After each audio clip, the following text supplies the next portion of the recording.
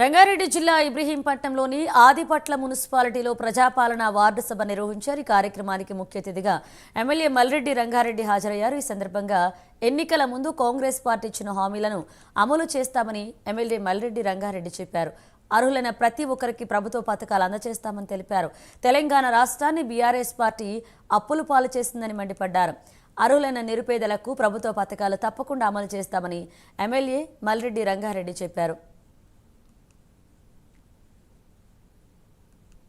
పూర్తిగా ఇంప్లిమెంటేషన్ కావడానికి మేము గ్రామాన ఈ యొక్క రేషన్ కార్డులు కానీ, పింఛన్లు కానీ, రైతు భరోసా కానీ, రైతు రుణమాఫీ కానీ ఇవన్నిటి మీద రివ్యూ చేసినాం.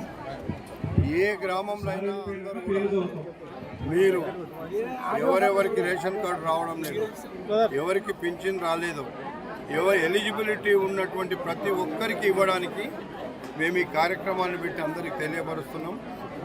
కాబట్టి ఈరోజు ఉన్నటువంటి ఈ యొక్క అధికారుల యొక్క పర్యటనలో అందరూ కూడా ఎంతమందికి రేషన్ కార్డులు, పింఛన్లు, ఈరోజు ఇండ్లు అవన్నీ కూడా మీరు అప్లికేషన్ ద్వారా పెట్టుకుంటే ఎలిజిబిలిటీ ఉన్న ప్రతి ఒక్కరికి ఇచ్చే కార్యక్రమాన్ని